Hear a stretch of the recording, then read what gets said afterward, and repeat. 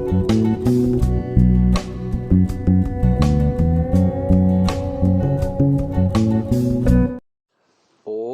नमस्ते जी। 15वीं श्रव्य कणिका दयानंद दिवाकर, लेखक आदित्य मुनि जी वानप्रस्थ। धर्मराय तीर्थ से चाणोद। धर्मराय तीर्थ के पास ही हिरणफाल का जंगल है। हिरणफाल यह धार जिले में नर्मदा का एक जलप्रपात है। जंगल के अंदर से नर्मदा का प्रवाह है। ब्रह्मचारी शुद्ध चैतन्य और मुक्तेश्वर बाबा ने जंगल के अंदर प्रवेश किया और पैदल चलते हुए दोनों असुरों की तपोभूमि हिरणफाल में पहुंच गए। वहां उन्होंने एक और तपस्वी साधु को देखा। इस तपस्वी साधु ने इन दोनों से कोई बात नहीं की क्योंकि वह मौनी था। केवल संकेत से उस दिन इनके वहां रहने का प्रबंध कर दिया था और खाने के लिए फलदार वृक्ष तथा रात बिताने के लिए एवं भगवान का चिंतन करने के लिए एकांत वृक्ष तल दिखा दिया था। तब इन दोनों ने रात को फल खा लिए। आधी रात को इन्होंने देखा कि उस तपस्वी मौनी साधु ने जोर जोर से लगातार शब्द करना आरंभ कर दिया है। उसी समय वहां के रहने वाले 4 आदमियों ने आकर इन्हें बताया कि ये मेंढक बाबा हैं। मेंढक बाबा अर्थात यह उनका उपनाम पड़ गया था क्योंकि वे मेंढकों की आवाजें निकालने में प्रवीण थे। इसकी विधि यह है कि मुंह बंद करके अंदर गहरी सांस भर के नाक से की आवाज निकालते हुए बारी बारी से दोनों नथुनों को खोलें और बंद करें तो वर्षा ऋतु में मेंढकों के बोलने की सी ध्वनि निकलती है। ऐसा वे तब करते थे जब उन्हें वातावरण में उत्पन्न हुई आर्द्रता के स्पर्श से वर्षा होने की अनुभूति होती थी। यह शीतकालीन वर्षा रही होगी। मैंने यानी इस ग्रंथ के लेखक स्वयं आदित्यपाल जी कह रहे हैं कि मैंने यह विधि स्वयं अपने कुल पुरोहित से अपने यौवन काल में सीखी थी। तो ये मेंढक बाबा हैं। अब पानी बरसने वाला है और बाघ भी गुर्राने वाले हैं, हम लोग डरे नहीं, ऐसा कहकर वे लोग चले गए। थोड़ी देर बाद प्रबल पानी बरसने लगा। चारों तरफ बाघ भी गुर्राने लगे और पानी जब तक बरसता रहा तब तक वे तपस्वी भी शब्द करते रहे। जब पानी बंद हो गया तब वे तपस्वी भी मौन हो गए और बाघ भी शांत हो गए। दूसरे दिन सवेरे उस तपस्वी को प्रणाम करके ये दोनों आगे को चल दिए। वहां से ये लोग शूलपाणी तीर्थ आ गए। शूलपाणी घाटी के कोल भील प्रायः यात्रियों को लूट लेते हैं।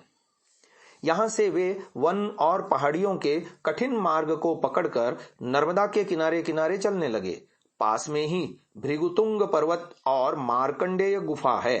थोड़ी दूर पर नर्मदा के किनारे रणछोड़ जी का प्राचीन जीर्ण मंदिर है। वहां से वे कपिल तीर्थ, मोक्ष गंगा का नर्मदा से संगम, बड़गांव, पिपरिया, मार्कंडेय आश्रम, गरुड़ेश्वर, वाल्मीकि आश्रम, वनखोड़ा घाट, इतनी नदी का संगम, मोखड़ी, भोगकुल्या संगम, चक्रतीर्थ, भीमकुल्या संगम और गणोम तीर्थ आ गए थे। यहां से वे एक एक स्थान पर 2-3 बार भी गए थे और भिन्न भिन्न स्थानों पर आया जाया करते थे। यहां से मुक्तेश्वर बाबा ब्रह्म शुद्ध चैतन्य से अलग होकर कहीं अन्यत्र चले गए थे। शूलपाणी का वन भी यहां समाप्त हो गया था। यहां पहुंचकर सभी से ब्रह्मचारी शुद्ध चैतन्य ने चाणोद, कर्णाली, सीनोर जाने का रास्ता पूछा था।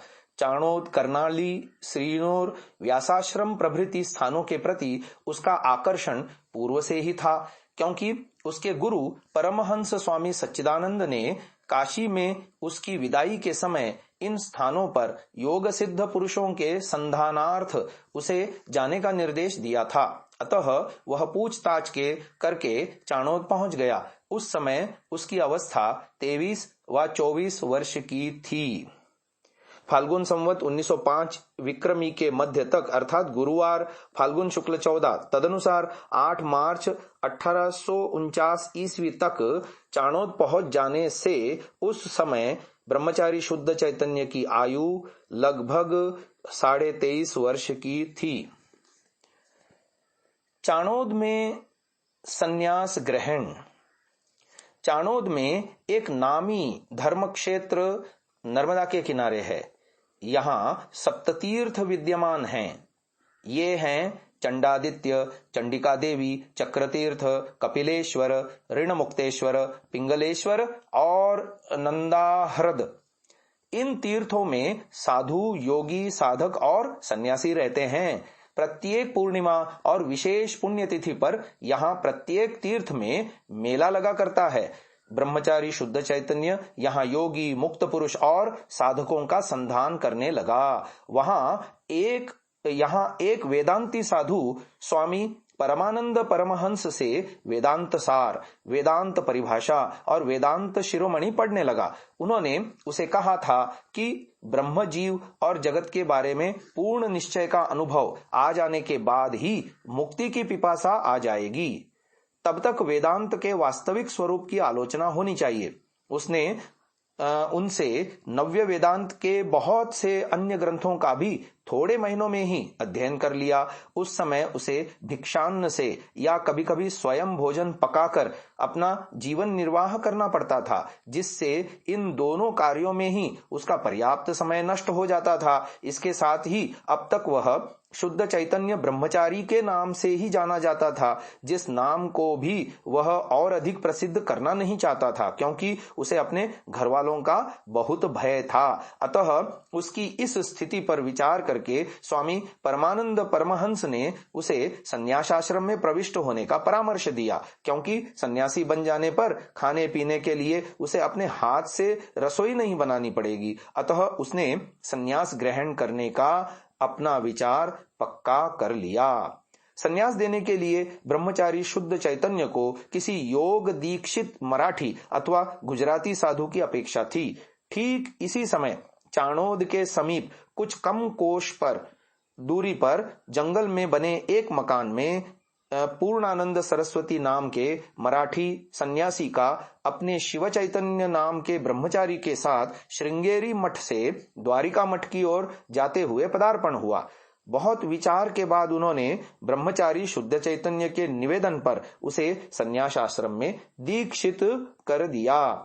तब से ब्रह्मचारी शुद्ध चैतन्य का नाम स्वामी दयानंद सरस्वती हो गया। संभवतः संवत 1905 गुजराती के ज्येष्ठ मास के शुक्ल पक्ष यानी मई जून 1849 ईस्वी में ब्रह्मचारी शुद्ध चैतन्य पूर्व नाम दयाराम अथवा मूलशंकर ने अपनी 24 वर्ष की आयु पूर्ण होने से कुछ पहले ही संन्यास ग्रहण कर लिया और अपनी माताजी द्वारा दिए गए अपेक्षाकृत कम प्रसिद्ध हुए नाम के प्रथम शब्द को यथावत रखते हुए ही दयानंद सरस्वती नाम ग्रहण कर लिया।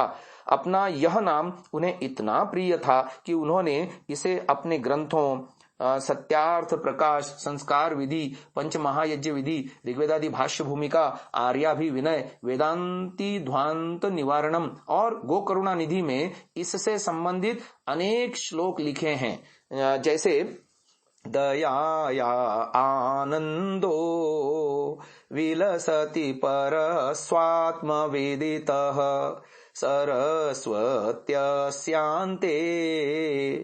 निवसति मुदा सत्य शरणा तदाख्यातिर्यस्य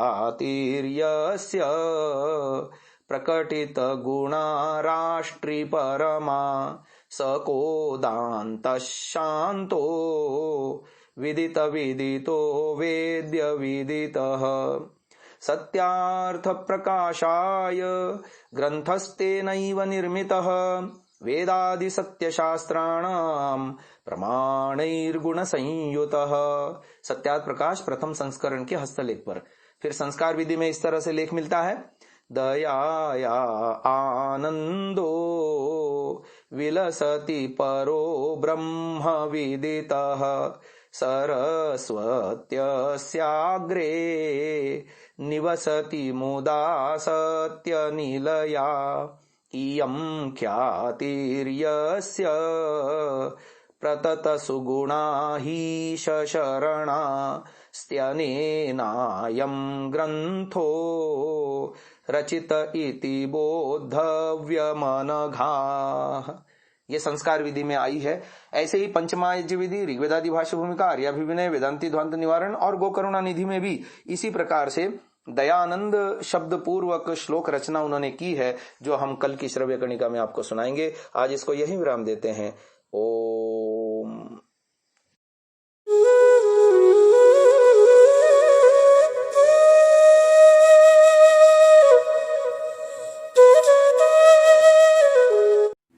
download Sansa app, Rvirdal app, visit sansa.org, rvirdal.in।